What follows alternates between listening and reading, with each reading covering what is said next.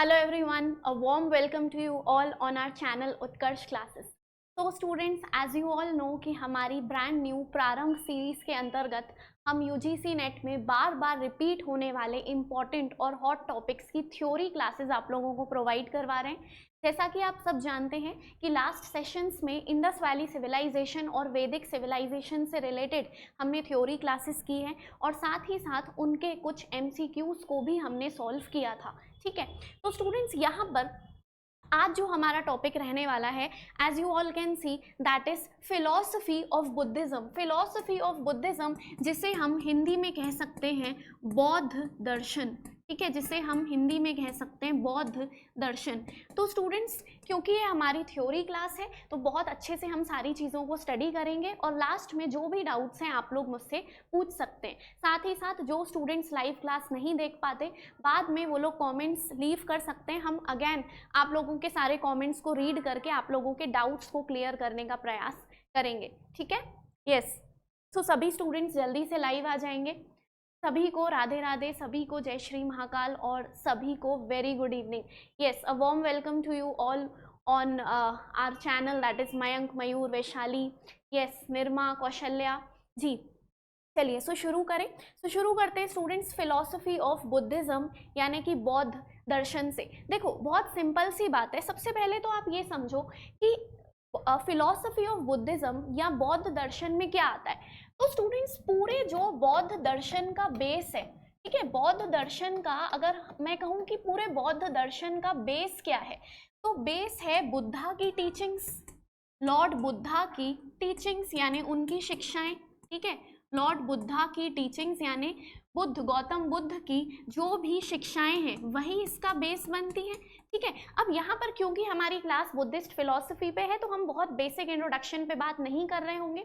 आप लोग सभी को बेसिक फैक्ट्स पता ही रहते हैं कि लॉर्ड बुद्धा का जन्म कब हुआ, कब उन्हें ज्ञान प्राप्त हुआ। ठीक है, ये सारे बेसिक फैक्ट्स हैं, इन पे हम चर्चा नहीं करेंगे। हमारा जो टॉपिक है वो है बुद्धिस्ट फिलॉसफी, जो कि अक्सर आप लोगों के बीच जिस टॉपिक को लेके कन्फ्यूजन बना रहता है। फाइन, तो हम सब जानते हैं कि बौद्ध दर्शन या बुद्धिस्ट फिलॉसफी की जब हम बात करते हैं तो उसका बेस ही है बुद्ध की शिक्षाएं या बुद्ध की टीचिंग्स। अब सीधी सी बात है स्टूडेंट्स, बुद्धा ने जो अपनी टीचिंग्स दी हैं लोगों को, वो किसके थ्रू दी, तो वो दी सेरमन्स के थ्रू। सेरमन्स मतलब जब बुद्ध को ज्ञान प्राप्त हो गया तो उन्होंने अपने फॉलोअर्स को उपदेश देना शुरू किए। ठीक है, उपदेश देना शुरू किए और इन उपदेशों के आधार पर ही तय हुआ क्या, बौद्ध दर्शन। ठीक है, आई बात समझ में। तो ये तो एकदम बेसिक सी चीज थी।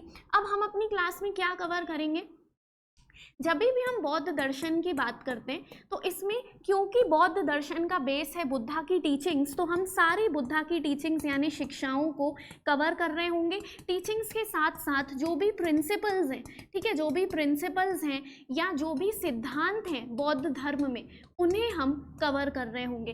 फाइन, तो चलिए सबसे पहले स्टूडेंट्स, क्योंकि बुद्धा की टीचिंग्स का बेस ही उनके सेरमन्स हैं, बेस ही उनके उपदेश हैं, इसलिए क्यों ना हम पहले एक नज़र डाल दें बुद्धा के सेरमन्स या उपदेशों पे। तो स्टूडेंट्स ये सबको आप लोगों को याद रहता ही है कि बुद्धा ने अपना प्रथम उपदेश कहाँ दिया था, तो हम सब जानते हैं सारनाथ में दिया था। लेकिन सारनाथ में भी एग्जैक्टली कहाँ, तो सारनाथ में ऋषिपत्तनम में। ठीक है, तो ध्यान रखेंगे बुद्धा ने अपना प्रथम उपदेश, जैसे ही उन्हें ज्ञान प्राप्त हुआ उसके बाद अगला जो कदम था वो था उपदेश देना। ठीक है, ऑब्वियस सी बात है।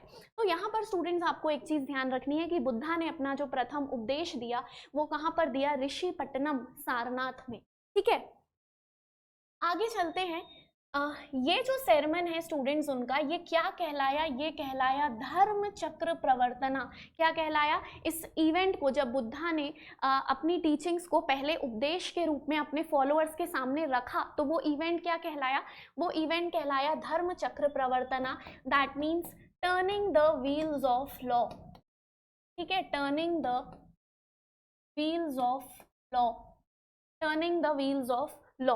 अब स्टूडेंट्स कई बार ये भी क्वेश्चन पूछा जाता है कि बुद्ध ने अपने मैक्सिमम sermons मतलब अपने सर्वाधिक उपदेश कहाँ दिए। तो स्टूडेंट्स कुल मिला के आप एक चीज ध्यान रखना, क्वेश्चन को बहुत अच्छे से पढ़ना कि प्रथम उपदेश लिखा है कि अधिकतर उपदेश लिखा है। तो अधिकतर या सर्वाधिक उपदेश जो बुद्धा ने दिए वो दिए स्टूडेंट्स श्रावस्ती ने, श्रावस्ती में, ठीक है। तो श्रावस्ती नामक जो प्लेस है वो बहुत ज्यादा इंपॉर्टेंट है आप लोगों के लिए। तो श्रावस्ती में दिए which is the capital of Kaushal, ठीक है। तो कौशल क्या है स्टूडेंट्स, कौशल क्या है, एक महाजनपद है।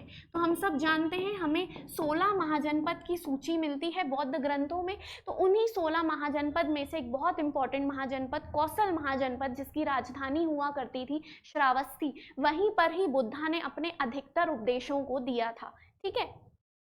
फॉलोअर्स वैसे तो स्टूडेंट्स बहुत सारे फॉलोअर्स रहे, लेकिन इंपॉर्टेंट ऐसे राजा या ऐसे महाजनपद के इंपॉर्टेंट किंग्स जिन्होंने बुद्धिज्म को एक्सेप्ट किया, तो उसमें नाम आता है बिंबिसार का, उसमें नाम आ जाता है प्रसेनजीत का, और एक नाम आता है स्टूडेंट्स उदयन का। आई बात समझ में, इसमें कौशल का ही राजा था प्रसेनजीत, फाइन। तो बिंबिसार की जब हम बात करते हैं, उदयन की बात करते हैं, प्रसेनजीत की बात करते हैं, ये सब महाजनपदों के वो राजा थे जिन्होंने बौद्ध धर्म को स्वीकार किया था, ठीक है। और अगर आपसे पूछ लिया जाए कि फर्स्ट फॉलोअर कौन थे, प्रथम अनुयायी कौन थे, तो स्टूडेंट्स याद रखना आंसर हो जाएगा तपस्यु, ठीक है। आंसर क्या हो जाएगा, आंसर हो जाएगा तपस्यु। तो ये बहुत इंपॉर्टेंट है ये फैक्ट भी कि प्रथम अनुयायी अगर आप लोगों से पूछे जाएंगे तो आंसर क्या जाएगा, प्रथम तपस्यु। चलिए अब स्टूडेंट्स हम फाइनली टीचिंग्स को स्टार्ट करते हैं। तो टीचिंग्स में या शिक्षाओं में या दर्शन में हम सबसे पहले बात करेंगे बेसिक फीचर्स की या बेसिक कैरेक्टरिस्टिक्स की, कि ये जो बौद्ध शिक्षा या बौद्ध दर्शन जो है बेसिकली, ठीक है, बौद्ध दर्शन जो है बेसिकली उसकी कौन कौन सी विशेषताएं हैं, विशेषताएं पढ़ेंगे और उसके बाद हम मेजर टीचिंग्स पे फोकस करेंगे। तो चलिए जब हम स्टूडेंट्स विशेषताओं की बात करते हैं तो यहाँ पर जो है स्क्रीन पे आप लोगों के सामने सारे जो इंपॉर्टेंट पॉइंट्स हैं स्टूडेंट्स वो आप लोग अब स्क्रीन पे देख सकते हैं, ठीक है। सबसे पहले तो पहला पॉइंट जो हमें इसकी विशेषता में नजर आ रहा है, बौद्ध धर्म की या बौद्ध दर्शन की विशेषता, पहली विशेषता जो है वो है स्टूडेंट्स एंटीथीस्ट या अनीश्वरवादी।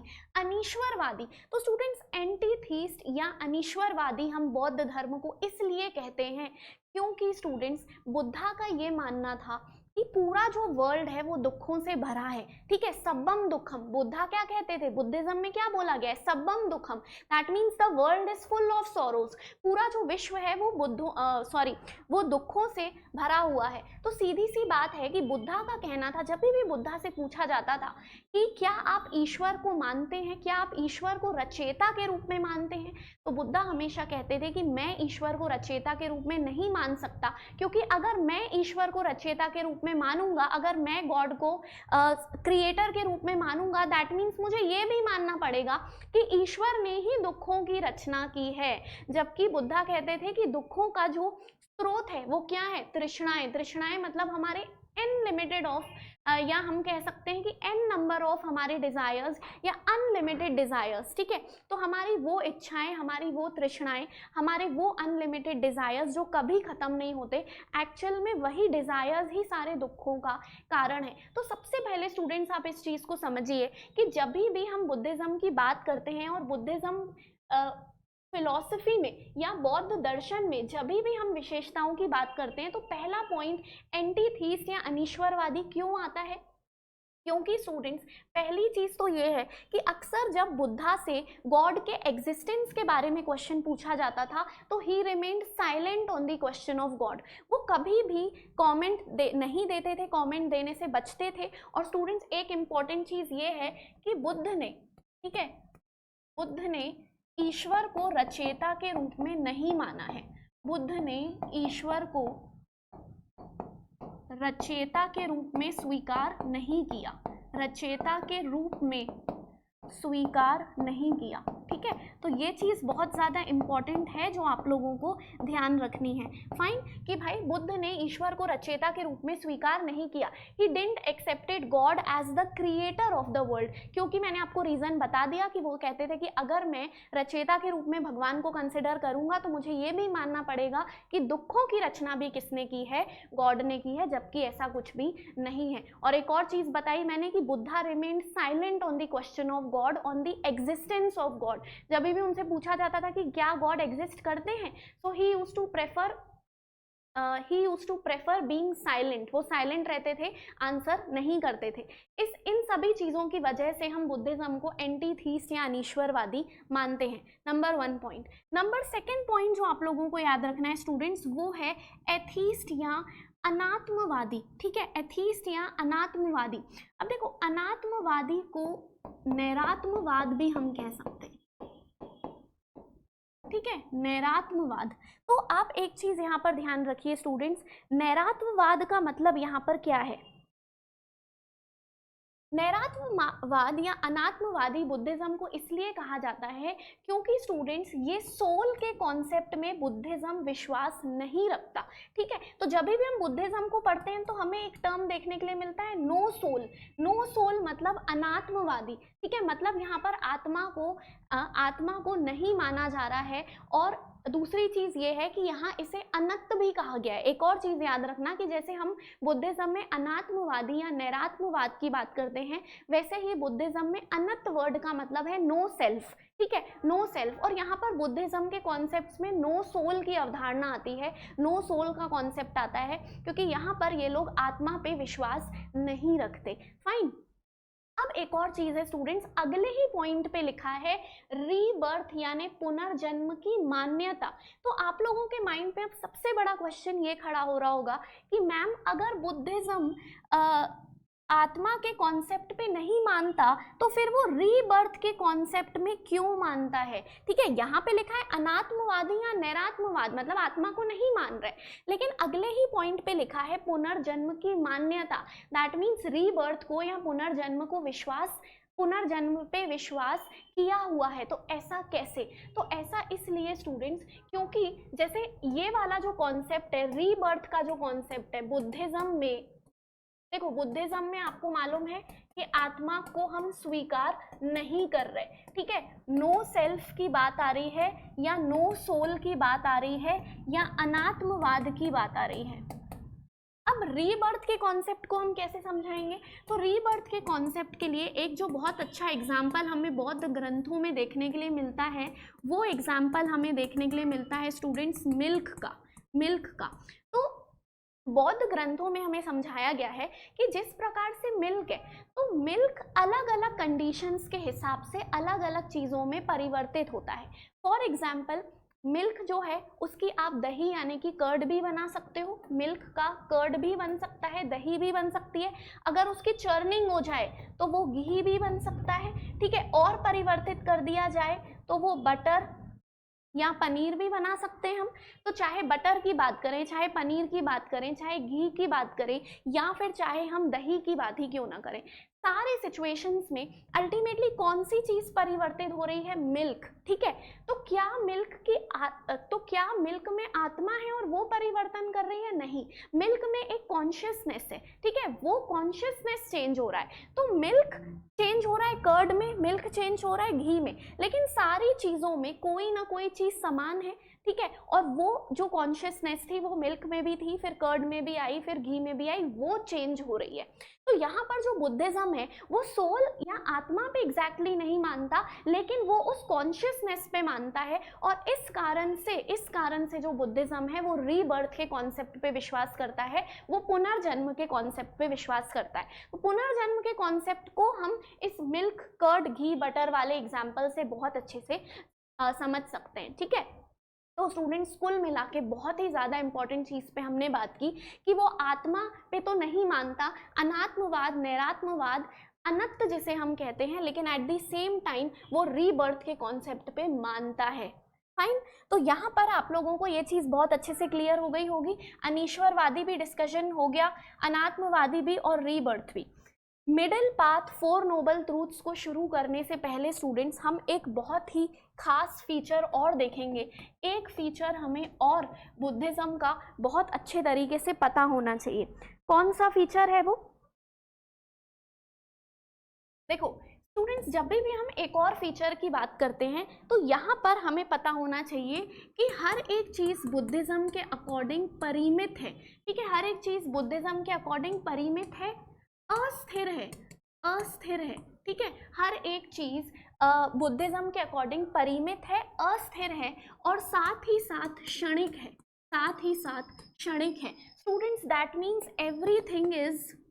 Everything is temporary. हम कह सकते हैं बुद्धिज्म में हर एक चीज को टेम्पररी माना गया है और साथ ही साथ मोमेंट्री माना गया है, मोमेंट्री माना गया है। आप लोगों ने कोट सुना होगा ना कि nothing is permanent, only change is constant. ये अक्सर हम कोट हम यूज करते हैं कि कोई भी चीज स्थायी नहीं है, कोई भी चीज परमानेंट नहीं है।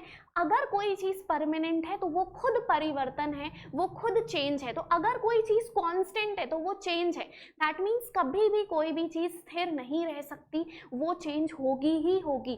तो ये मान्यता रहती थी स्टूडेंट्स बुद्धिज्म की कि कोई भी चीज, ठीक है, कोई भी चीज बेसिकली अस्थिर है, ठीक है, परिमित है, अस्थिर है, परिमित है और क्षणिक है, मोमेंट्री है, वो कभी भी चेंज हो सकती है। तो बुद्धिज्म में students everything is temporary, nothing is permanent, कुछ भी परमानेंट नहीं है और चेंज तो हर एक चीज होगी ही होगी। अब इसको हम किस एग्जाम्पल से समझ सकते हैं? तो स्टूडेंट्स, इसमें जो एग्जाम्पल हमें ध्यान रखना है और जो हमें बौद्ध ग्रंथों में बताया जाता है और जिस एग्जाम्पल से हमें कॉन्सेप्ट क्लियर होता है वो है एक नदी का एग्जाम्पल। ठीक है, नदी जो रहती है स्टूडेंट्स वो हमेशा बहती रहती है, मतलब जो उसका पानी रहता है वो बहता हुआ पानी रहता है या उसका जो वाटर रहता है वो हमेशा फ्लोइंग रहता है। अब स्टूडेंट्स, अगर हम यहाँ पर खड़े हुए हैं और सामने हम मान लीजिए किसी घाट में खड़े हुए हैं और सामने जो है वो नदी बह रही है, तो नदी बह रही है, हमें दिख रहा है कि नदी सेम तरीके से बह रही है। जब भी हम नदी को देख रहे हैं हमें जो दृश्य है, हमें जो वो सीन है वो सिमिलर ही दिख रहा है। ठीक है, सिमिलर ही दिख रहा है। लेकिन आप एक सेकंड नदी को देखोगे और जब दूसरे सेकंड नदी को देखोगे तो एक्चुअल में जो नदी में पानी है वो क्या सेम होगा? नहीं होगा। क्यों? क्योंकि पानी तो लगातार बह रहा है। तो जिस पानी को मैंने अभी देखा दूसरे ही क्षण में वो पानी तो नहीं होगा क्योंकि उसके बाद वाला पानी आके फ्लो हो रहा है। तो पानी चेंज हो रहा है, हर सेकंड पानी चेंज हो रहा है। साथ ही साथ वो पानी अपने अंदर जो भी लिविंग ऑर्गेनिजम्स लेके चल रहा होगा, जो भी गाद या जो भी आपके रिमेन्स होते हैं या कंकड़ पत्थर होते हैं या कोई भी ऑर्गेनिजम्स होते हैं, तो इनफैक्ट वो भी चेंज हो रहे हैं। आई बात समझ में? तो फ्लोइंग वाटर या रिवर के एग्जाम्पल से हम बहुत अच्छे से समझ सकते हैं कि किस प्रकार से कोई भी चीज़ स्थायी नहीं है, हर एक चीज़ क्षणिक है, हर एक चीज़ मोमेंट्री है, हर एक चीज़ अस्थायी है, हर एक चीज़ टेम्पररी है। और यही जो पूरा कॉन्सेप्ट है स्टूडेंट्स, उसे बुद्धिज्म में कहा जाता है क्षणभंगुरवाद। क्षणभंगुरवाद। ठीक है, क्या कहा जाता है इसे इंग्लिश में? क्षणभंगुरवाद। क्लियर हुआ? तो ये जो प्रिंसिपल है क्षणभंगुरवादी, अक्सर स्टूडेंट्स के बीच इस प्रिंसिपल को लेके बहुत ज़्यादा जो कन्फ्यूजन है वो बना रहता है, लेकिन आई होप स्टूडेंट्स आज आप लोगों को बहुत अच्छे से समझ में आया होगा। और एक और चीज़ ये है कि जो ये क्षणभंगुरवाद का कॉन्सेप्ट है इसे कहा जाता है, इंग्लिश में आप इसे थ्योरी ऑफ मोमेंट्रीनेस भी कह सकते हो, थ्योरी ऑफ मोमेंट्रीनेस भी इसे कहा जा सकता है। तो कुल मिला के स्टूडेंट्स जितने भी कंफ्यूजन वाले कॉन्सेप्ट्स थे, आत्मा को लेकर, पुनर्जन्म को लेकर, ठीक है, ईश्वर को लेकर और साथ ही साथ क्षणभंगुरवाद को लेकर, ये सारे ही फैक्ट्स पे अब हम चर्चा कर चुके हैं। ठीक है, चलो आगे बढ़ते हैं। अब आते हैं स्टूडेंट्स बाकी की टीचिंग्स में। ठीक है, बाकी की टीचिंग्स में तो देखो, अगर हम बुद्धिज्म की सारी टीचिंग्स को डिवाइड करें, ठीक है, बुद्धिज्म की अगर सारी टीचिंग्स को हम डिवाइड करें तो सबसे केंद्र पे रहते हैं स्टूडेंट्स त्रिरत्न। ठीक है, सबसे केंद्र पे रहते हैं त्रिरत्नास। फिर आते हैं आपके four noble truths, four noble truths. ठीक है, जिसे कहा जाता है चार आर्य सत्य, चार आर्य सत्य या सत्यानी भी कह दिया जाता है कई बार। ठीक है, 4 आर्य सत्य। फिर उसके बाद आते हैं students 8 fold path, 8 fold path, ठीक है, 8 फोल्ड पाथ, जिसे आप लोग कहते हो हिंदी में अष्टांगिक मार्ग, अष्टांगिक मार्ग, ठीक है, अष्टांगिक मार्ग। फिर आता है नेक्स्ट, अगर हम देखें तो नेक्स्ट स्टूडेंट्स पंचशील, पंचशील और दशशील, पंचशील और दशशील, जैसे इंग्लिश में कई बार 5 प्रिसेप्ट्स या 10 प्रिसेप्ट्स भी कह दिया जाता है। और स्टूडेंट्स 8 फोल्ड पाथ का ही एक रूप है मध्यम मार्ग, मध्यम मार्ग या the middle path, the middle path, ठीक है। तो कुल मिला के इसको अब हम एक एक करके स्टडी करते हैं। तो यहाँ पर स्टूडेंट्स आप लोग देख सकते हैं मिडिल पाथ, जिसे मध्यम मार्गी या मध्यमा प्रतिपद भी कहा जाता है। तो एक चीज ये भी याद रखना स्टूडेंट्स कि इसे मध्यमा प्रतिपद भी कह दिया जाता है। चलो, तो सबसे पहले जब हम बात करते हैं मिडिल पाथ की, तो मिडिल पाथ में बुद्धा ने बोला कि आपको किसी भी चीज़ का एक्सट्रीम, यानी किसी भी चीज़ की जो अति है वो आप लोगों को क्या करना है, किसी भी चीज़ की अति को आप लोगों को अवॉइड करना है, ठीक है। किसी भी चीज़ का एक्सट्रीम फॉर्म यानी अतिवादिता, ठीक है, अतिवादिता भी जिसे हम हिंदी में कह सकते हैं। तो किसी भी चीज़ के एक्सट्रीम को, अतिवादिता को आप लोगों को अवॉइड करना है। तो कहने का मतलब है बुद्धा कहते थे आपको एक्सट्रीम प्लेजर्स में भी नहीं जाना है, एक्सट्रीम प्लेजर्स भी आप लोगों को अवॉइड करने हैं, और आपको एक्सट्रीम पेनेंस भी अवॉइड करना है, आप लोगों को एक्सट्रीम पेनेंस भी क्या करना है, अवॉइड करना है। तो चलना कहाँ है, मध्यम मार्ग में चलना है, ठीक है। तो एक्सट्रीम पेनेंस जिसे हम हिंदी में कह सकते हैं अत्यधिक संयम, अत्यधिक संयम या अतिवादिता, किसी भी चीज़ की अतिवादिता भी आपको अवॉइड करनी है। और किसी भी चीज़ का एक्सट्रीम प्लेजर्स, ठीक है, जिसे हम अत्यधिक लिप्तता कह सकते हैं, अत्यधिक लिप्तता, वो भी आपको अवॉइड करना है और आपको बीच का एक मध्यम मार्ग अपनाना है, ठीक है। तो ये जो बीच का मध्यम मार्ग है यही आप लोगों को निर्वाण के तरफ आगे लेकर जाएगा, ठीक है। जब हम बुद्धिज्म में निर्वाण के कॉन्सेप्ट की बात करते हैं, जब हम बुद्धिज्म में निर्वाण के कॉन्सेप्ट की बात करते हैं, तो ये है students freedom from the cycle of birth and rebirth, freedom from the cycle of birth and rebirth, ठीक है। तो हिंदुइज्म में मोक्ष का कॉन्सेप्ट ही लगभग सेम है बुद्धिज्म में निर्वाण के कॉन्सेप्ट से। तो निर्वाण का मतलब है जन्म और पुनर्जन्म के चक्र से मुक्ति, ठीक है। तो बुद्धा कहते थे कि निर्वाण अगर आपको प्राप्त करना है तो आप अष्टांगिक मार्ग या मध्यम मार्ग का रास्ता अपना कर भी आप लोग निर्वाण प्राप्त कर सकते हैं। ज़रूरी नहीं है कि बहुत ज़्यादा कठोर तपस्या की जाए, बहुत ज़्यादा कठोर संयम अपनाया जाए।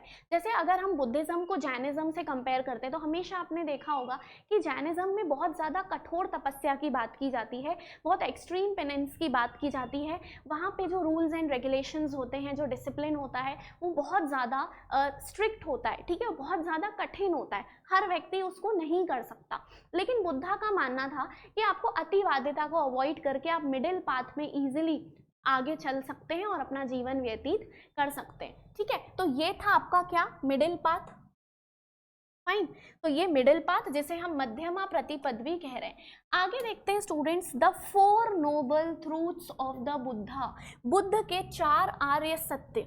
तो स्टूडेंट्स बुद्ध के 4 आर्य सत्य में एक मैंने आप लोगों को ऑलरेडी क्लास की स्टार्टिंग में ही बताया, सब्बम दुखम, सब्बम दुखम मतलब life is full of sorrows, जीवन जो है वो दुखों से भरा हुआ है। तो पहला जो आर्य सत्य हो गया वो क्या कहलाया, दुख, ठीक है, दुख। सेकेंड है स्टूडेंट्स दुख समुदाय, दुख समुदाय। तो स्टूडेंट्स दुख समुदाय का मतलब है कि दुख समुदाय का मतलब है कि कारण क्या है दुखों का, दुखों का कारण क्या है। तो कारण है स्टूडेंट्स, कारण है तृष्णा, ठीक है, कारण क्या है, तृष्णा, तृष्णा। तो दैट मीन्स यहाँ पर हम ये कह सकते हैं स्टूडेंट्स कि desires are the root cause of sorrows. तो पहले दुख में क्या कहा गया कि the world is full of sorrows. Second में बोला कि desires are the root cause of sorrow. Desires are the root cause of sorrows, मतलब अगर दुख है तो दुख इसलिए है क्योंकि आप लोगों के डिजायर्स ही नहीं खत्म हो रहे। ठीक है, अगर आपके पास पहले वैगनार थी तो फिर वैगनार के बाद आपको बैलिनो चाहिए थी, बैलिनो के बाद आप लोगों के जो सपने हैं वो कभी रुकेंगे नहीं, वरना पे जाएंगे, फिर वरना के बाद सीधे फॉर्च्यूनर पे आएंगे और ऐसे गाड़ी चलती जाएगी। ठीक है, तो डिजायर्स कभी खत्म नहीं होते सेकेंड नंबर पे। फिर हम आगे बढ़ते हैं थर्ड नंबर पे। तो थर्ड है स्टूडेंट्स दुख निरोध। दुख निरोध का मतलब है कि these sorrows can be prevented, these sorrows can be prevented। ठीक है, सॉरोज को प्रिवेंट किया जा सकता है। दुख निरोध मतलब इनका निरोध, इनको प्रिवेंट करना संभव है, और प्रिवेंट करोगे, प्रिवेंट आप कर सकते हो और निर्वाण के मार्ग पे आगे चल सकते हो। और लास्ट में उन्होंने बताया कि निरोध गामिनी प्रतिपाद, मतलब वो मार्ग कौन सा है जिससे आप इन दुखों को खत्म करके निर्वाण की तरफ आगे बढ़ सकते हो। तो वो मार्ग है स्टूडेंट्स अष्टांगिक मार्ग। वो मार्ग कौन सा हो जाएगा, तो वो मार्ग हो जाएगा अष्टांगिक मार्ग। ठीक है, तो नेक्स्ट में हम सीधे पढ़ेंगे अष्टांगिक मार्ग को। चलिए, तो अष्टांगिक मार्ग की बात करते हैं।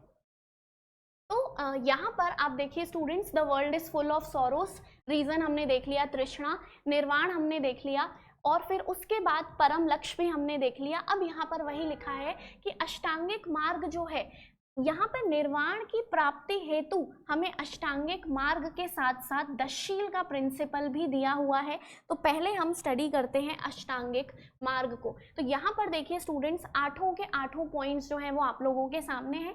इंग्लिश की हम बात करें तो एक होता है right view, right intention, right speech, right action, right livelihood, right effort, right concentration और राइट माइंडफुलनेस। हिंदी में सम्यक दृष्टि, सम्यक संकल्प, सम्यक वाणी, सम्यक कर्मांत, सम्यक आजीव, सम्यक व्यायाम, सम्यक स्मृति और सम्यक समाधि। तो ये क्या हो जाएंगे स्टूडेंट्स, ये हो जाएंगे आपके अष्टांगिक मार्ग। तो बुद्धा का कहना था कि आप अष्टांगिक मार्ग को अचीव करके अपने दुखों से मुक्ति पा सकते हो। ठीक है, दुखों से मुक्ति पा सकते हो और किसके पथ पर आगे जा सकते हो, निर्वाण के पथ पर आगे जा सकते हो। ठीक है, निर्वाण के पथ पे आगे मूव ऑन कर सकते हैं। फाइन, चलिए अब स्टूडेंट्स यहाँ पर हमने देखा था कि ये जितने भी आपके दुख हैं उनको अबॉलिश करने के लिए और फाइनली निर्वाण की प्राप्ति करने के लिए एक और प्रिंसिपल है जो कि है दशशील। ठीक है, तो दशशील पे जब हम बात करते हैं तो स्टूडेंट्स दशशील ये आप लोगों के सामने है यहाँ पर, नॉन वायलेंस, अहिंसा। तो अहिंसा मतलब किसी भी प्रकार की हिंसात्मक गतिविधियों से दूर रहना, किसी भी प्रकार से किसी को भी नुकसान या हानि नहीं पहुंचाना। दूसरा है सत्य, तो सत्य स्टैंड्स फॉर ट्रुथफुलनेस, हमेशा सच बोलना, और सच भी कैसा, कर्म वचन से। ठीक है, अस्तेय, अस्तेय का मतलब नॉन स्टीलिंग, चोरी ना करना। चोरी ना करना मतलब students not taking which is not given, मतलब आप वो चीज नहीं लेंगे जो चीज आपको दी नहीं गई हो। किसी का भी कोई भी चीज या किसी भी तरीके का रिसोर्स चुराना नहीं है। तो नॉन स्टीलिंग क्या हो जाएगा, अस्तेय। फिर आता है स्टूडेंट्स अपरिग्रह। तो अपरिग्रह का मतलब होता है not possessing any kind of property. तो स्टूडेंट्स किसी भी प्रकार की संपत्ति का संग्रहण नहीं करना। ठीक है, अब अपरिग्रह अगर हाउस होल्डर्स जो हैं, हाउस होल्डर्स मतलब जो आपके गृहस्थ जीवन में जीने वाले लोग हैं, वो लोग उतना ही संपत्ति रखेंगे जिससे बहुत ज़्यादा एक्सेस ना हो या जिससे किसी दूसरे का नुकसान ना हो। तो एक्सेस कॉन्सेंट्रेशन ऑफ वेल्थ, ठीक है, बहुत ज़्यादा अत्यधिक संकेंद्रण आपके संपत्ति का नहीं होना चाहिए। फिर आगे आते हैं नो इंटॉक्सिकेंट्स, तो किसी भी प्रकार का मद्य सेवन नहीं करना, नो अल्कोहलिज्म। ठीक है, किसी भी प्रकार से अल्कोहल या कोई भी दूसरा नशीला पदार्थ का सेवन नहीं करना। Do not eat untimely meals, असमय भोजन नहीं करना, ये भी एक दशशील प्रिंसिपल में इंक्लूड होता है। Not sleeping on a comfortable bed, तो स्टूडेंट्स किसी सुखप्रद बेड पर नहीं सोना, किसी सुखप्रद बिस्तर पर नहीं सोना, ये भी एक दशशील प्रिंसिपल है जो कि बुद्धिज्म में दिया हुआ है। नॉन अक्यूमुलेशन ऑफ वेल्थ, धन का संचय नहीं करना। स्टेइंग अवे फ्रॉम विमेन, स्त्रियों से दूर रहना। एब्सटेन फ्रॉम डांसिंग, तो स्टूडेंट्स डांसिंग, सिंगिंग या कोई भी एंटरटेनमेंट या मनोरंजन का साधन है उससे दूर रहना। तो अब यहाँ पर आप देखिए, ये जो स्टूडेंट्स ये वाले जो 5 पॉइंट्स हैं, ये पॉइंट्स जो हैं ये कहलाते हैं पंचशील। तो जो भी गृहस्थ हैं वो पंचशील को फॉलो कर सकते हैं, ठीक है, लेकिन 10शील जो होंगे वो बौद्ध भिक्षु भिक्षुणियाँ ही उनका पालन कर सकती है, क्योंकि ऑब्वियस सी बात है गृहस्थ जीवन में रहते हुए आप ये सारी चीज़ें नहीं कर सकते, ठीक है। तो जो बौद्ध भिक्षु भिक्षुणी है, ठीक है, बौद्ध जो भिक्षु भिक्षुणी है मतलब मॉन्क्स एंड नन्स हैं, monks and nuns, भिक्षु भिक्षुणी,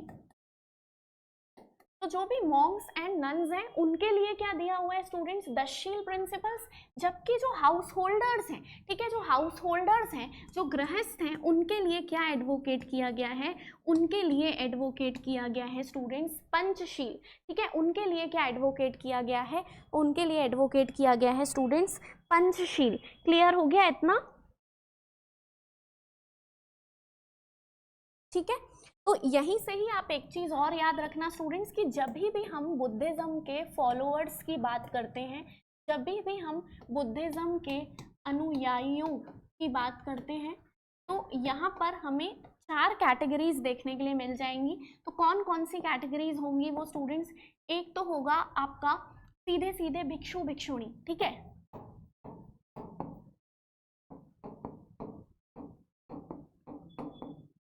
तो भिक्षु भिक्षुणी मतलब मॉन्क्स, नन्स, और फिर आता है स्टूडेंट्स उपासक, उपासक, और यहाँ पर आ जाएगा स्टूडेंट्स उपासिका, ठीक है, यहाँ पर क्या आ जाएगा, तो यहाँ पर आ जाएगा आप लोगों का उपासिका, ठीक है। तो उपासक और उपासिका कौन होते थे, उपासक और उपासिका स्टूडेंट्स यही गृहस्थ होते थे, ठीक है। तो गृहस्थ जीवन में रहकर जो बुद्धिज्म को एक्सेप्ट करते थे, जो उसके प्रिंसिपल्स को फॉलो करते थे, वो उपासक उपासिका कहलाते थे। तो ये जो रहते थे ये बेसिकली गृहस्थ रहते थे, गृहस्थ जीवन या हाउस होल्डर लाइफ जीते थे, ठीक है, हाउस होल्डर्स लाइफ को व्यतीत करते थे। तो ये चीज़ भी आप लोगों को बहुत अच्छे तरीके से याद रखनी है, ठीक है। चलिए आगे आते हैं स्टूडेंट्स यहाँ पर त्रिरत्नास में। तो त्रिरत्नास की जब भी बात होती है तो जैसा कि मैंने आपको बताया कि सेंट्रल टीचिंग बुद्धिज्म की त्रिरत्न के रूप में है। पहला हो जाएगा बुद्धा, दूसरा हो जाएगा धम्मा और तीसरा हो जाएगा संघा, ठीक है। तो स्टूडेंट्स एक चीज याद रखना, त्रिरत्नों की बात आती है तो त्रिरत्न भी आपको 2 प्रकार से याद रखने रहते हैं। जब भी हम यूजीसी नेट जैसे हाई लेवल एग्जाम्स की बात करते हैं तो वहां पर आप लोगों को 2 तरीके से त्रिरत्न याद रखने पड़ेंगे। एक तो कॉमन बुद्ध, बुद्ध तो आप लोगों ने सुना होगा बुद्धम शरणम गच्छामि, ठीक है। एक है आपका बुद्धम शरणम गच्छामि, फिर है आपका धम्मम शरणम गच्छामि, और फिर आता है आपका संघम, संघम शरणम गच्छामि। तो बुद्ध, धम्म और संघ। तो स्टूडेंट्स बुद्ध का मतलब क्या है, बुद्ध में क्या आएगा, बेसिकली बुद्ध कब, जो गौतम थे वो बुद्ध कब कहलाए, जब उनको एनलाइटनमेंट प्राप्त हो गया, मतलब जब उनको ज्ञान की प्राप्ति हो गई। तो बुद्ध का मतलब हो जाएगा एनलाइटेंड, ठीक है, एनलाइटेंड, जिनको ज्ञान की प्राप्ति हो गई हो। धम्म में स्टूडेंट्स बुद्धा की जो टीचिंग्स हैं या पूरी फिलॉसफी है या जो शिक्षाएं हैं वो इंक्लूड होती हैं। और संघ जो होता है वो सीधे तौर पे आपका मोनास्टिक कोड रहता है, ठीक है। तो संघ एक ऐसा इंस्टीट्यूशन है जिसने बुद्धिज्म को, बुद्धिज्म के प्रचार प्रसार में, जिसने बुद्धिज्म को फैलाने में बहुत अच्छी खासी भूमिका अपनाई, ठीक है। तो अगर ओवरऑल हम किसको देखते हैं, अगर हम त्रिरत्नास को देखते हैं तो हमें ये त्रिरत्न जो है वो देखने के लिए मिल जाएंगे, ठीक है। चलिए यहां तक कोई डाउट।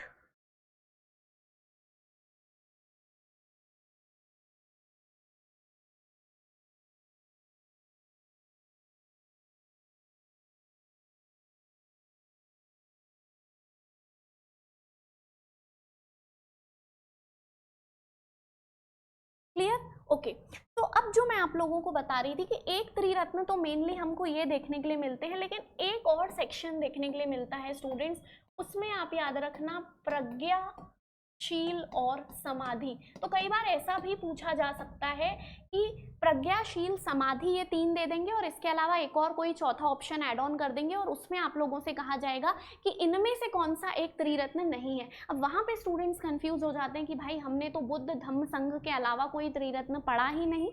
लेकिन स्टूडेंट्स अब आप लोगों को बनना चाहिए प्रज्ञा, शील और समाधि। ठीक है, प्रज्ञाशील और समाधि। चलिए आगे चलते हैं। यहाँ पर देखिए स्टूडेंट्स, एक एक्स्ट्रा फैक्ट आप लोगों को यहाँ पे दिया जा रहा है कि जो वैशाख पूर्णिमा है, वैशाख पूर्णिमा है वो बुद्धिज्म में सबसे पवित्र दिन मानी जाती है। ठीक है, तो बुद्धिज्म में, पूरे बौद्ध धर्म में सबसे जो पवित्र दिन माना जाता है वो वैशाख पूर्णिमा का माना जाता है। क्यों? क्योंकि ये वही पूर्णिमा है जहाँ पर बुद्ध का जन्म भी हुआ था, उन्हें ज्ञान की प्राप्ति भी हुई थी और डेथ भी जो हुई थी उनकी वो वैशाख पूर्णिमा पे ही हुई थी। तो सारे जो बुद्ध के सबसे मोस्ट इंपॉर्टेंट 3 इवेंट्स हैं उनके लाइफ के, उनके जीवन के, उसमें हमें क्या देखने के लिए मिलता है? उसमें हमें वैशाख पूर्णिमा ही देखने के लिए मिलती है। क्लियर? चलिए अब स्टूडेंट्स रिमेनिंग फैक्ट्स की हम बात कर लेते हैं। निर्वाण पे हम ऑलरेडी बात कर चुके हैं स्टूडेंट्स की निर्वाण हम किसे कहेंगे? फ्रीडम फ्रॉम लाइफ साइकिल, जीवन मरण चक्र से मुक्ति। तो एक जन्म होना, फिर एक जन्म में कर्मों का हिसाब किताब पूरा नहीं हो पाता, फिर उन कर्मों के हिसाब किताब को चुकाने के लिए दोबारा जन्म होता है, पुनर्जन्म होता है। तो ये जो बर्थ और रीबर्थ की साइकिल है, इससे मुक्ति ही निर्वाण कहलाता है। और निर्वाण का प्रतीक है स्टूडेंट्स फुटप्रिंट्स, यानी कि पद चिन्ह। ये भी बहुत इंपॉर्टेंट है, इसे भी आपको याद रखना है। ठीक है, अब हम स्टूडेंट्स रिमेनिंग टीचिंग में एक पॉइंट हमको और कवर करना है जिसे हम कहते हैं पंचस्कंद। ठीक है, इन्हें कहा जाता है पंचस्कंद, और इंग्लिश में पंचस्कंद की जगह कई बार पंचखंड भी कह दिया जाता है। ठीक है, तो ये भी आप बहुत अच्छे से नोट करेंगे। किसकी बात कर रहे हैं हम? पंचस्कंद की बात कर रहे हैं। तो पंचस्कंद में